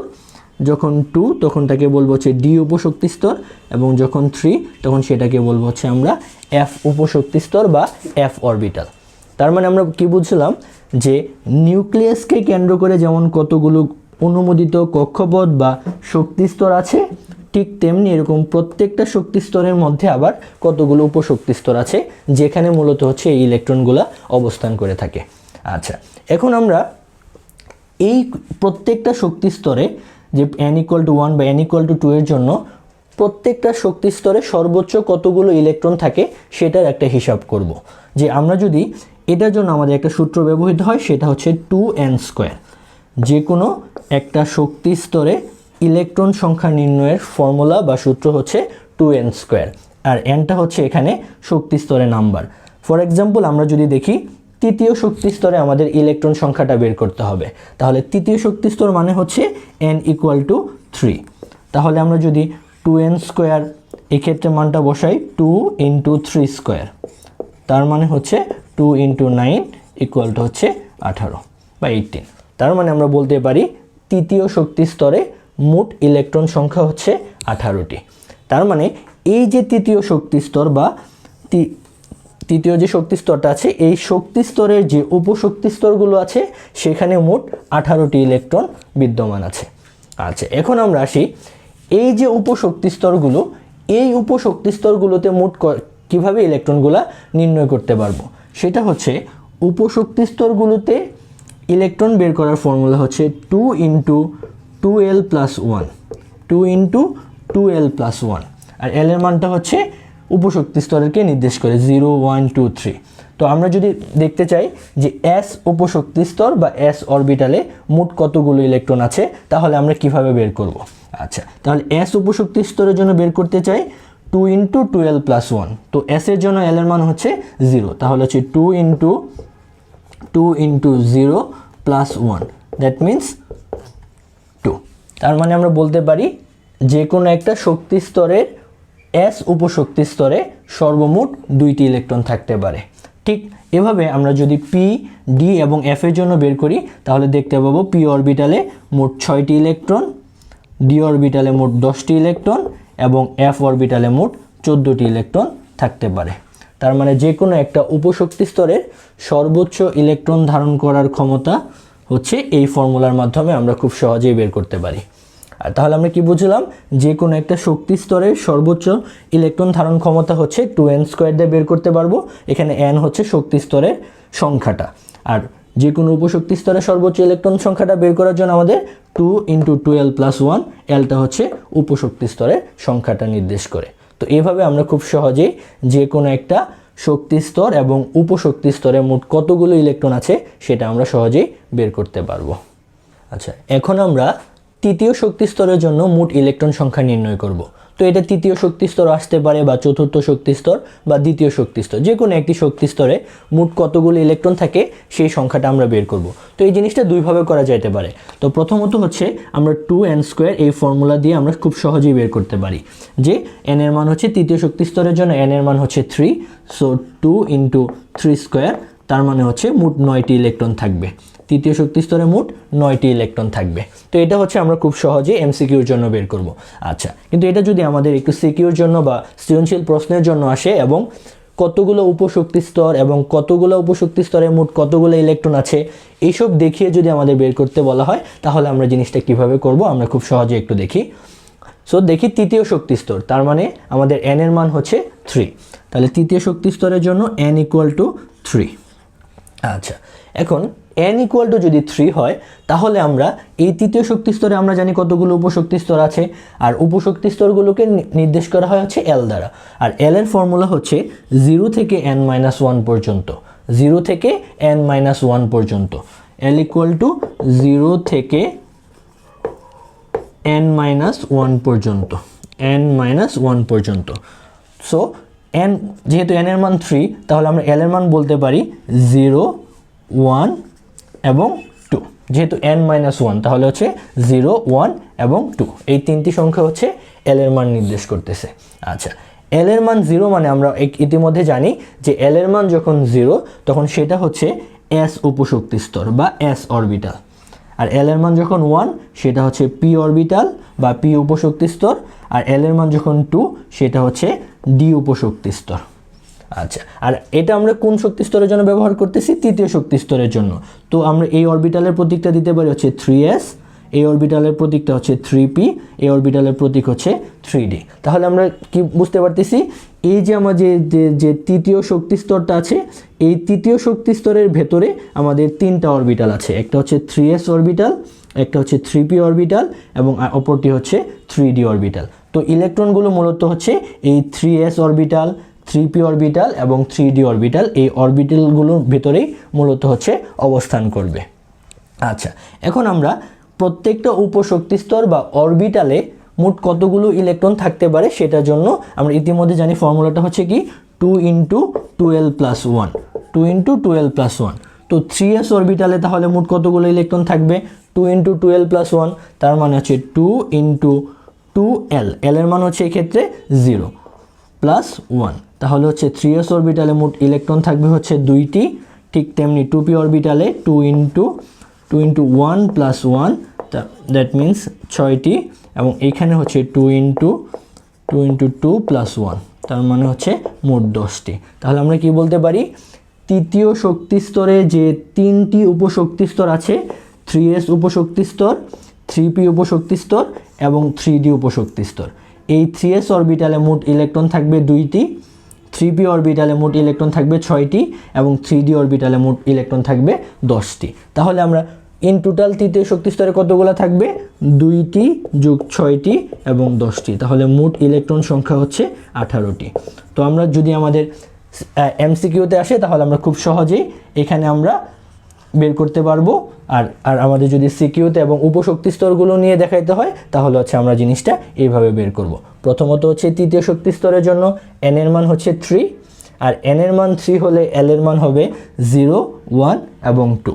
আর এক্ষেত্রে যদি n এর মান 4 হইতো তাহলে হতো 0, 1, 2 এবং 3, তার মানে হচ্ছে 0 থেকে n-1 পর্যন্ত। তাহলে 0 এর জন্য হচ্ছে s, 1 এর জন্য হচ্ছে p এবং 2 এর জন্য হচ্ছে d। আর যেহেতু এটা তৃতীয় শক্তি স্তর এই জন্য হচ্ছে 3s, 3p এবং 3d। আর প্রত্যেকটা উপশক্তি স্তরে ইলেকট্রন সংখ্যা বের করার ফর্মুলা হচ্ছে 2 × 12 + 1। তাহলে এইভাবে আমরা 3s থেকে 2টি, 3p তে হচ্ছে 6টি, 3d তে হচ্ছে 10টি, তাহলে টোটাল তৃতীয় শক্তি স্তরে মোট 18টি ইলেকট্রন খুব সহজেই আমরা বের করতে পারলাম। আমরা ইতিমধ্যে উপশক্তি স্তর বা অরবিটাল সম্পর্কে জেনেছি যে অরবিটাল আছে হচ্ছে মোট 4টা, s, p, d এবং f।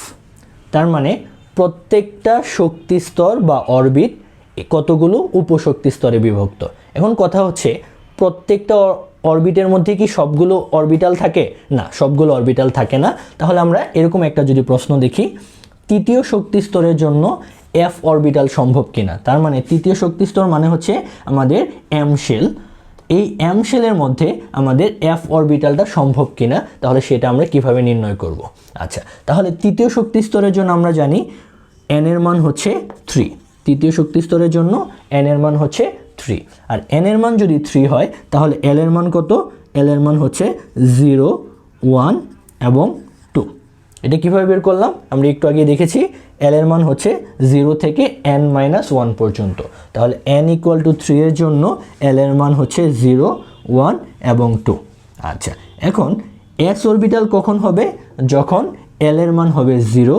p অরবিটাল কখন হবে? যখন l এর মান হবে 1। d অরবিটাল কখন হবে? যখন l এর মান হবে 2 এবং f অরবিটাল কখন হবে? যখন l এর মানটা হবে 3।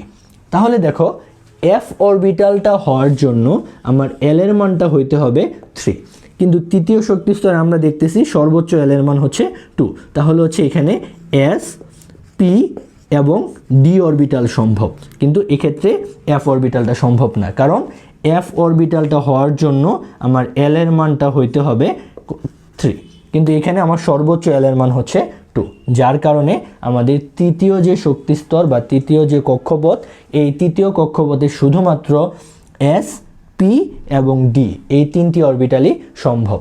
f অরবিটালটা তৃতীয় শক্তি স্তরের জন্য সম্ভব না। ঠিক তেমনি এভাবে আমরা চতুর্থ শক্তি স্তরের জন্য কি কি অরবিটাল সম্ভব খুব সহজেই বের করতে পারবো। ইলেকট্রন বিন্যাস সম্পর্কে আরেকটু ডিটেলসে জানার চেষ্টা করব। আমরা ইতিমধ্যে জানছি কি যে নিউক্লিয়াসকে কেন্দ্র করে ইলেকট্রনগুলো কতগুলো কক্ষপথে ঘুরে, মূলত হচ্ছে নিউক্লিয়াসকে কেন্দ্র করে ইলেকট্রনগুলো কতগুলো কক্ষপথে এবং এই কক্ষপথের ভেতরে যে উপশক্তি স্তর বা অরবিটাল আছে সেই অরবিটালগুলোতে মূলত হচ্ছে অবস্থান করে। আচ্ছা, এখন কথা হচ্ছে কোন অরবিটালে ইলেকট্রনগুলো প্রথমে প্রবেশ করবে। যে আমাদের যে প্রত্যেকটা অরবিটের ভেতরে যে অরবিটালগুলো আছে এই ইলেকট্রনগুলো প্রথমে কোন অরবিটালে প্রবেশ করবে সেটা আমরা কিভাবে নির্ণয় করব। সেটা হচ্ছে ইলেকট্রন সবসময় নিম্ন শক্তির অরবিটালে প্রথমে প্রবেশ করে, তারপর হচ্ছে ক্রমান্বয়ে উচ্চ শক্তির অরবিটালে প্রবেশ করে। তার মানে যে অরবিটালটার শক্তি কম সেখানে ইলেকট্রন আগে যাবে এবং যার শক্তিটা হচ্ছে বেশি, ইলেকট্রনটা সে তার থেকে তারপরে যাবে। এখন অরবিটালের শক্তিটা আমরা কিভাবে নির্ণয় করব? যেমন ধরো আমাদের যদি হচ্ছে 3s এবং 4f এই দুইটা অরবিটাল যদি দেখি, এই দুইটা অরবিটালের মধ্যে কার শক্তিটা বেশি এবং কার শক্তিটা কম সেটা আমরা কিভাবে নির্ণয় করতে পারবো? এই অরবিটালের শক্তিটা মূলত হচ্ছে একটা সূত্রের সাহায্যে বের করা যায়, সেটা হচ্ছে n+l। এই সূত্রের সাহায্যে আমরা খুব সহজেই কোন অরবিটালের শক্তি কত সেটা বের করতে পারি। তাহলে এই দুইটা অরবিটালের মধ্যে যদি আমরা দেখি, 3s এর জন্য n এর মান হচ্ছে 3, l এর মান হচ্ছে 0, তাহলে n+l এর মান হচ্ছে কত? 3 + 0 = হচ্ছে 3। ঠিক তেমনি 4f এর জন্য আমরা যদি দেখি, n এর মান হচ্ছে 4, l এর মান হচ্ছে, আমরা কি জানি, s এর জন্য হচ্ছে 0, p এর জন্য হচ্ছে 1, d এর জন্য হচ্ছে 2, f এর জন্য হচ্ছে 3। তাহলে হচ্ছে আমরা l এর মান হচ্ছে 3, তাহলে সুতরাং n+l হচ্ছে 4 + 3, তার মান হচ্ছে 7। তাহলে n+l এর 3s এর জন্য n+l এর মান হচ্ছে কম এবং 4f এর জন্য n+l এর মান হচ্ছে বেশি। তার মানে এটা হচ্ছে নিম্ন শক্তি স্তর, এটা হচ্ছে উচ্চ শক্তি স্তরের যে অরবিটাল। তাহলে এই অরবিটালের শক্তি হচ্ছে কম এবং এই অরবিটালের শক্তি হচ্ছে বেশি। তাহলে ইলেকট্রন তার ধর্ম অনুযায়ী প্রথমে 3s এ যাবে, তার পরবর্তীতে আরও কতগুলা অরবিটাল অতিক্রম করে তারপর হচ্ছে 4f এ যাবে। এটা হচ্ছে ইলেকট্রনের ধর্ম। তাহলে এইভাবে আমরা যদি দেখি, প্রথমত হচ্ছে ইলেকট্রন যাবে 1s, তারপর যাবে 2s, তারপর যাবে হচ্ছে 2p। কারণ কি? এই অরবিটালের n+l এর মানটা কম, কোথা থেকে? 2s থেকে। ঠিক তেমনি 2p এর অরবিটালের n+l এর মানটা হচ্ছে 2s থেকে বেশি। তাহলে 1s থেকে 2s এর n+l এর মানটা বেশি, 2s থেকে 2p এর n+l এর মানটা বেশি। তাহলে যার n+l এর মানটা কম সেটা নিম্ন শক্তির অরবিটাল এবং ইলেকট্রন সেখানে আগে যাবে। এখন কথা হচ্ছে, যদি n+l এর মানটা দুইটা অরবিটালের জন্য সমান হয়ে যায় তখন কি হবে? তখন হবে n+l এর মান যদি দুইটা অরবিটালের সমান হয়ে যায় তখন আমরা দেখব কার n এর মান কম। তাহলে যার n এর মানটা কম সেখানে হচ্ছে ইলেকট্রন আগে প্রবেশ করবে, পরবর্তীতে যার n এর মানটা বেশি সেই অরবিটালে ইলেকট্রনটা পরবর্তীতে প্রবেশ করবে। আচ্ছা, এখন আমরা 118টা মৌল আছে, এই 118টা মৌলের কিভাবে ইলেকট্রন বিন্যাসগুলো করা হয় সেটা আমরা একটু দেখব। তো আমরা ইতিমধ্যে জেনেছি যে পরমাণুর যে অরবিটালের শক্তিটা কম, ইলেকট্রনগুলো প্রথমে সেই অরবিটালে প্রবেশ করে, পরবর্তীতে আস্তে আস্তে যে অরবিটালে শক্তিটা বেশি সেই অরবিটালে ইলেকট্রনগুলো প্রথমে প্রবেশ করে। তাহলে আমরা যদি দেখি, সোডিয়ামের ক্ষেত্রে দেখি, সোডিয়ামের পারমাণবিক সংখ্যা হচ্ছে 11, তার মানে এখানে প্রোটন সংখ্যা হচ্ছে 11 এবং ইলেকট্রন সংখ্যা হচ্ছে 11। এই 11টি ইলেকট্রন পরমাণুর কক্ষপথ বা অরবিট বা অরবিটালে কিভাবে বিন্যস্ত থাকে সেই জিনিসটাকে বলা হচ্ছে ইলেকট্রন বিন্যাস। এখন ইলেকট্রন বিন্যাসটা বের করার জন্য আমরা খুব সহজে বের করতে পারি কিভাবে। যেমন আমরা যদি সোডিয়ামের জন্য দেখি, সোডিয়ামের ইলেকট্রন বিন্যাসটা হবে 1s2 2s2 2p6 3s1। হ্যাঁ, এখানে হচ্ছে s অরবিটালে 2টি ইলেকট্রন, এই ক্ষেত্রে মোট 8টি ইলেকট্রন, এই ক্ষেত্রে হচ্ছে 1টি ইলেকট্রন, তার মানে 8 + 2 + 1 10টি 11টি ইলেকট্রন। এখন এই জিনিসগুলো কিভাবে হলো যে 1s এর পর কিভাবে 2s, তারপর 2p, কেন 3s না বা কেন 3p না? তাহলে এই জিনিসটা কিভাবে হয় সেটা আমরা খুব সহজে একটা চার্টের মাধ্যমে বের করতে পারি। এটার জন্য প্রথমত হচ্ছে আমরা 1 থেকে 8 পর্যন্ত সংখ্যাগুলো লিখব, 3 4 5 6 7 এবং 8। এই সংখ্যাগুলো 1 থেকে 8 পর্যন্ত আমরা এইভাবে সিরিয়ালি লিখব এবং পরবর্তীতে আমরা উপরের সংখ্যাটা এবং লাস্টের সংখ্যাটা বাদ দিব। তার মানে শুধু 2 3 4 5 6 এবং 7।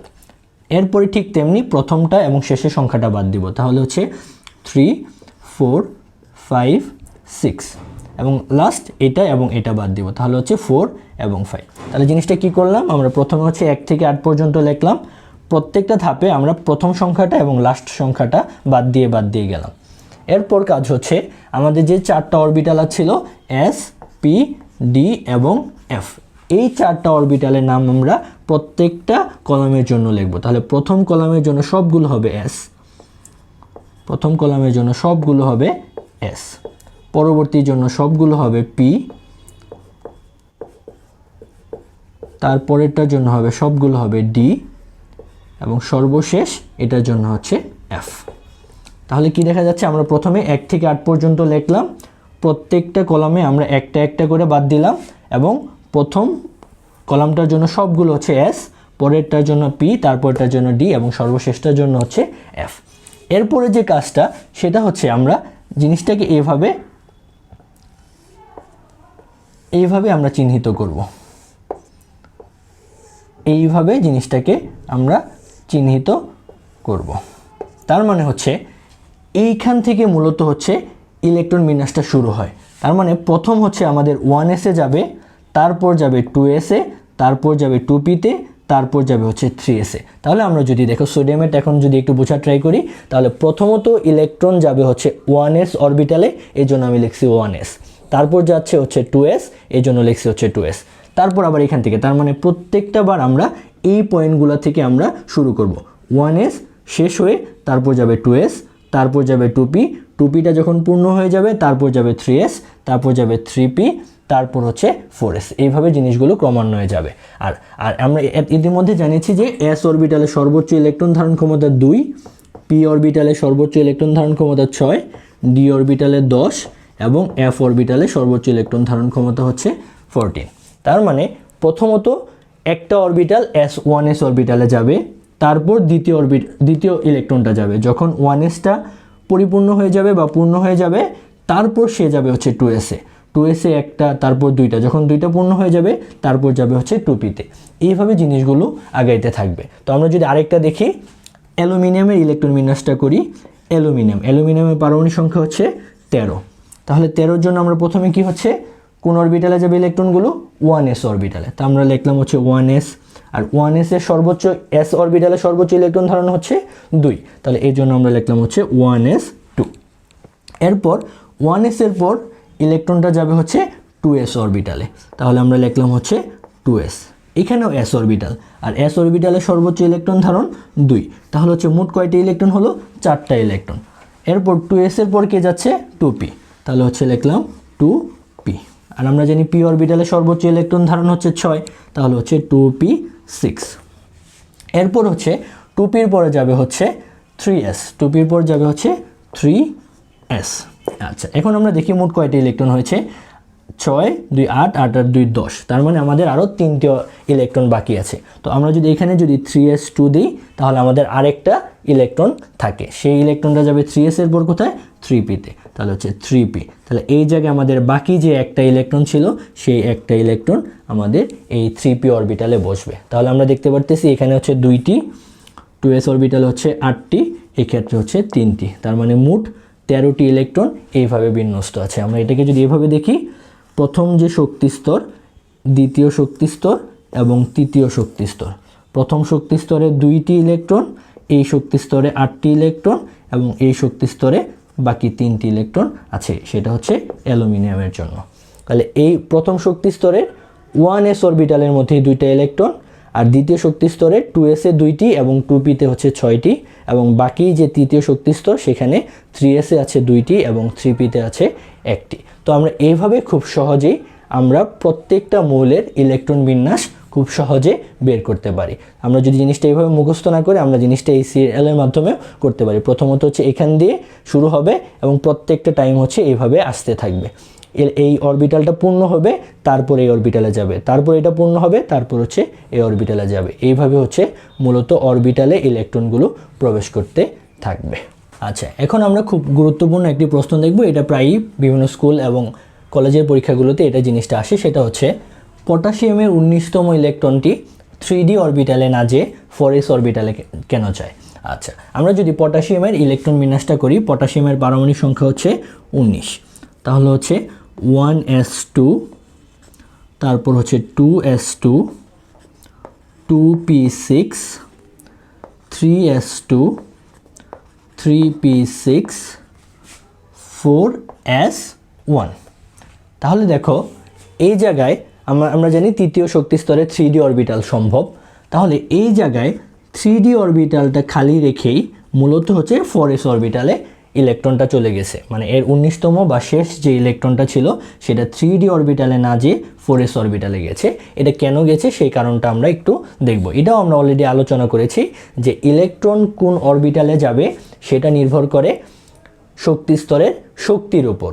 যে শক্তি স্তরের, যে উপশক্তি স্তরের যে n+l এর মানটা কম, তার শক্তি হচ্ছে কম এবং ইলেকট্রনটা সেই অরবিটালে প্রথমে প্রবেশ করে। তাহলে আমরা যদি দেখি 4s এবং 3dর জন্য, তাহলে 4s অরবিটালের জন্য আমরা n+l এর মানটা যদি বের করি, তাহলে 4s এর জন্য n এর মান হচ্ছে 4, l এর মান হচ্ছে 0, তাহলে 4s n+l এর মান হচ্ছে 4।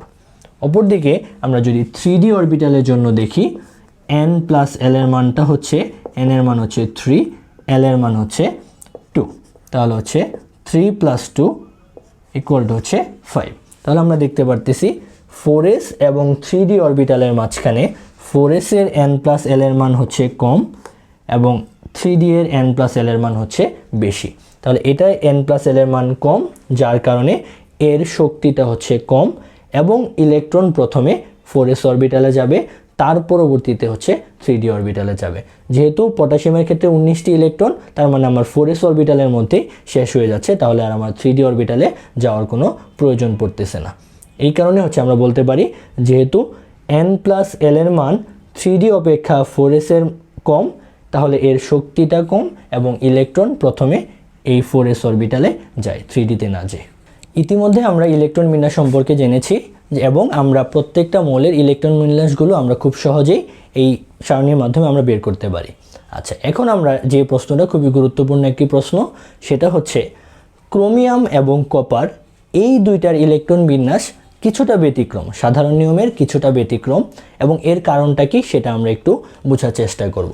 আমরা যদি ক্রোমিয়ামের ইলেকট্রন বিন্যাসটা দেখি, ক্রোমিয়ামের পারমাণবিক সংখ্যা হচ্ছে 24। তাহলে আমরা এই অনুসারে যদি আমরা ইলেকট্রন বিন্যাসটা করি, তাহলে হবে 1s2 2s2 2p6 3s2 3p6 4s2 3d4। তার মানে হচ্ছে এখানে 2টা 8টা 2টা 10 18 20 এবং 4 24। এই হচ্ছে আমাদের ক্রোমিয়ামের সাধারণ ইলেকট্রন বিন্যাস। তার মানে ক্রোমিয়ামকে যদি আমরা সাধারণ নিয়ম অনুসারে ইলেকট্রন বিন্যাস করি, তাহলে হচ্ছে আমরা জিনিসটা হচ্ছে এইভাবে পাবো।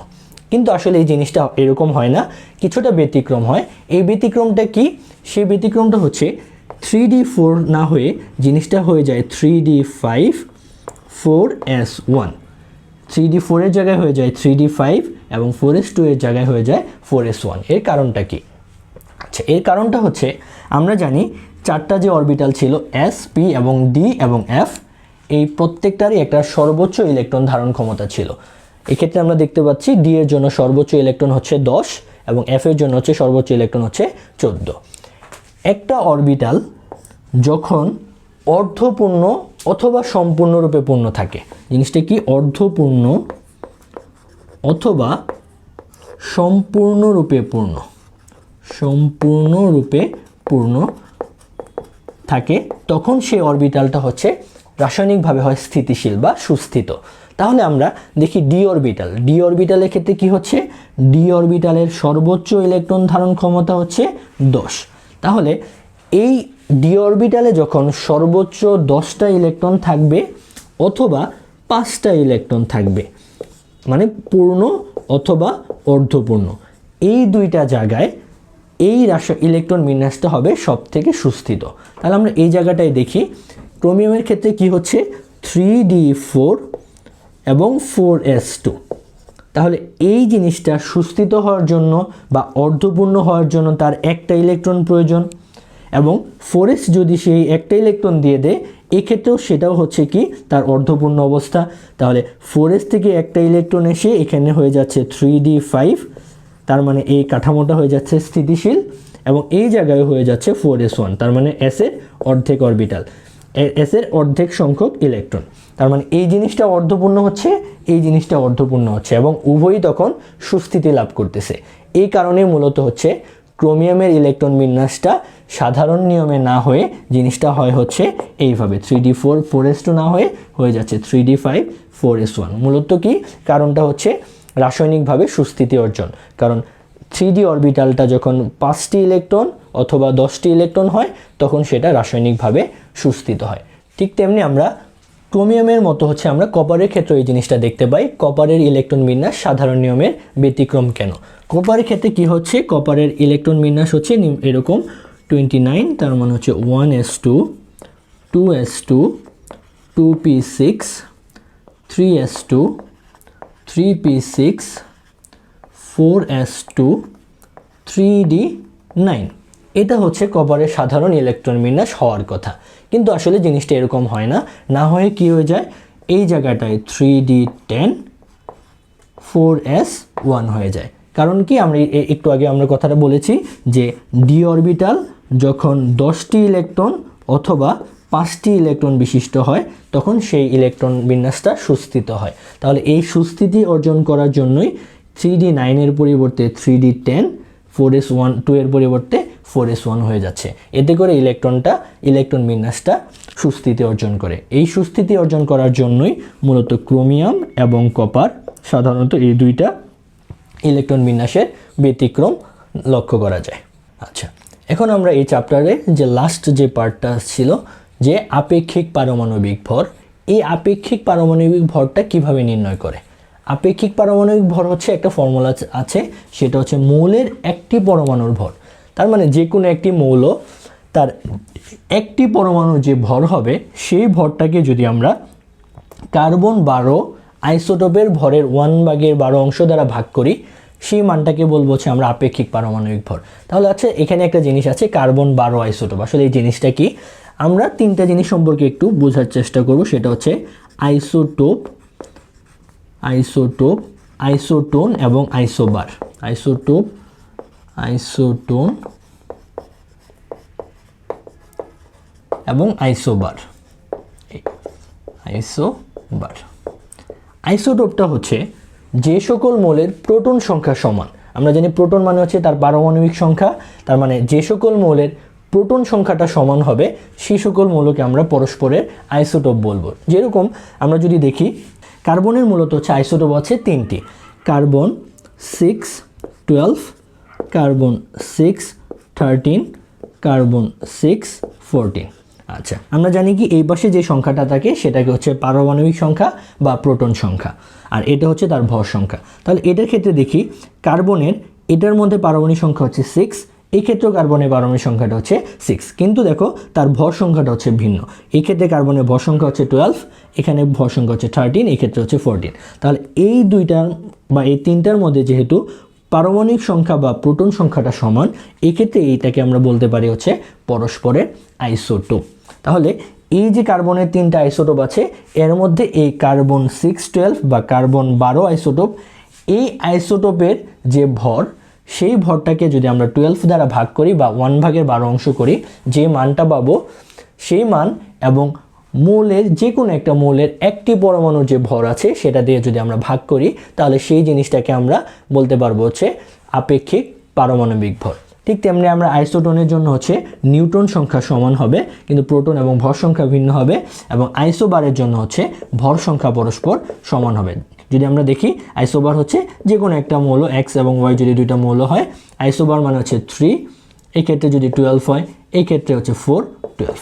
তার মানে এই জায়গার মধ্যে ভর সংখ্যা যেহেতু দুইটা সমান, তাহলে আমরা এই দুইটাকে পরস্পরের আইসোবার বলতে পারি। ঠিক তেমনি আইসোটোনের ক্ষেত্রেও নিউটন সংখ্যার মাধ্যমে আমরা দুইটা আইসোটোন দেখাইতে পারি। যে সকল দুইটা মৌলের নিউটন সংখ্যাগুলো সমান তাদেরকে পরস্পরের আইসোটোন বলা হয়।